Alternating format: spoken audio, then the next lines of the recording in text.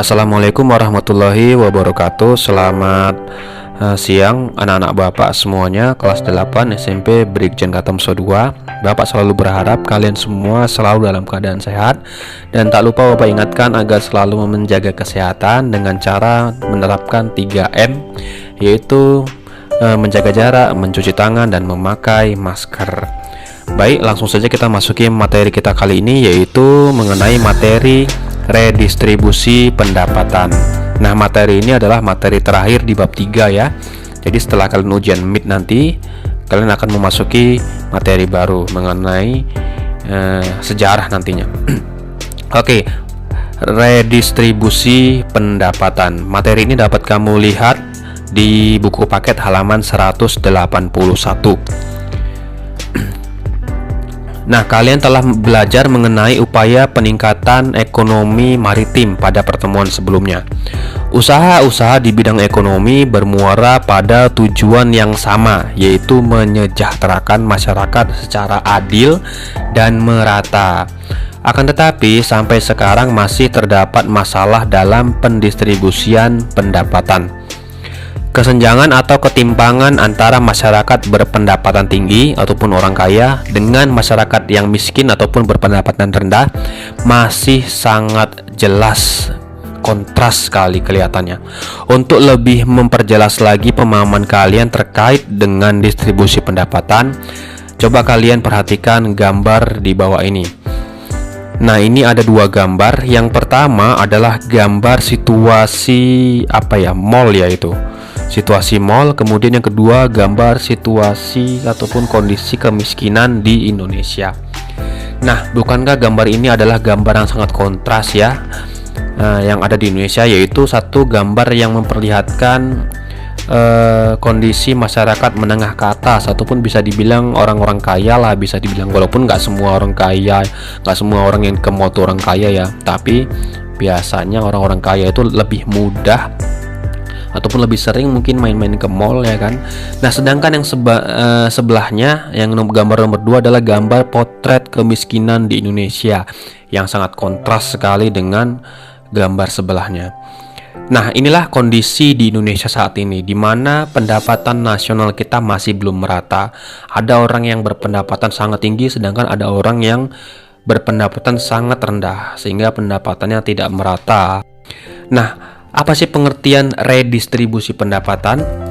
Jadi redistribusi pendapatan adalah pendistribusian kembali pendapatan masyarakat dari masyarakat kelompok kaya kepada masyarakat kelompok miskin, baik berasal dari pajak maupun pungutan-pungutan lain. Redistribusi pendapatan dilakukan sebagai salah satu bentuk jaminan sosial yang dilakukan negara kepada masyarakat.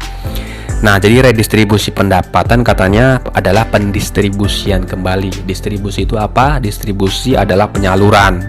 Jadi distribusi adalah penyaluran pendapatan, sedangkan redistribusi pendapatan adalah penyaluran kembali pendapatan. Jadi orang-orang yang sudah dapat pendapatan, misalnya orang-orang kaya tadi, kemudian orang kaya tadi membayarkan sebuah pungutan ataupun pajak seumpama. Nah, hasil pajak tadi kemudian diolah oleh pemerintah jadi sebuah bantuan. Nah, bantuan-bantuan tadi yang diterima oleh orang-orang miskin adalah bentuk redistribusi pendapatan. Nah, itulah dia ujungnya. Ujung redistribusi pendapatan adalah bantuan-bantuan yang mengalir kepada masyarakat miskin. Oke, untuk lebih jelasnya, ada beberapa alternatif praktik redistribusi pendapatan di Indonesia. Yang pertama yaitu pengenaan pajak. Cara pemerintah yang digunakan antara lain dengan pengenaan pajak. Terdapat banyak jenis pajak di Indonesia, antara lain ada pajak penghasilan, pajak kendaraan bermotor, pajak terhadap barang mewah, dan sebagainya. Contohnya, seorang membeli mobil mewah dari luar negeri dikenakan pajak sebesar 10% dari harga barang mewah tersebut. Misalnya lagi, orang kaya tadi membeli mobil mewah kemudian membayar pajak setiap tahunnya, kan yang punya kendaraan pasti harus bayar pajak kan setiap tahunnya. Nah, pajak-pajak untuk mobil mewah ataupun mobil sport itu biasanya jauh lebih besar, bisa sampai ratusan juta pajaknya.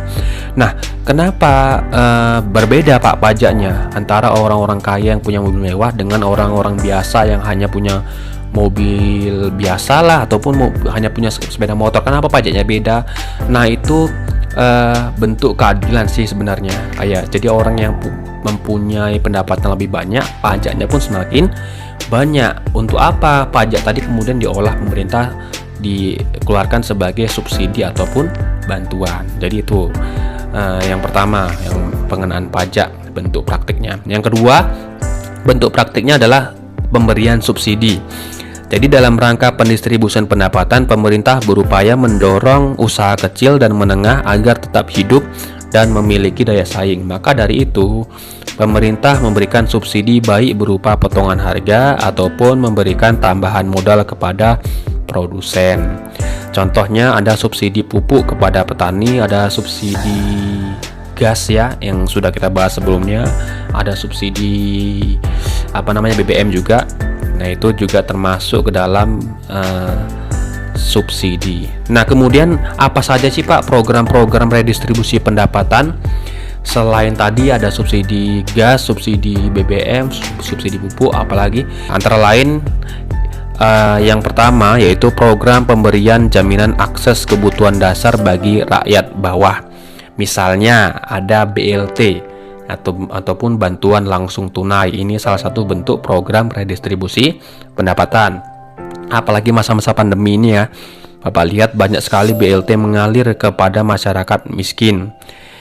Kemudian ada lagi PKH ataupun program keluarga harapan. BOS, bantuan operasional sekolah, itu KIS, kartu Indonesia Sehat, kartu Indonesia Pintar, itu juga uangnya berasal dari pajak, kemudian diolah oleh pemerintah jadilah redistribusi pendapatan.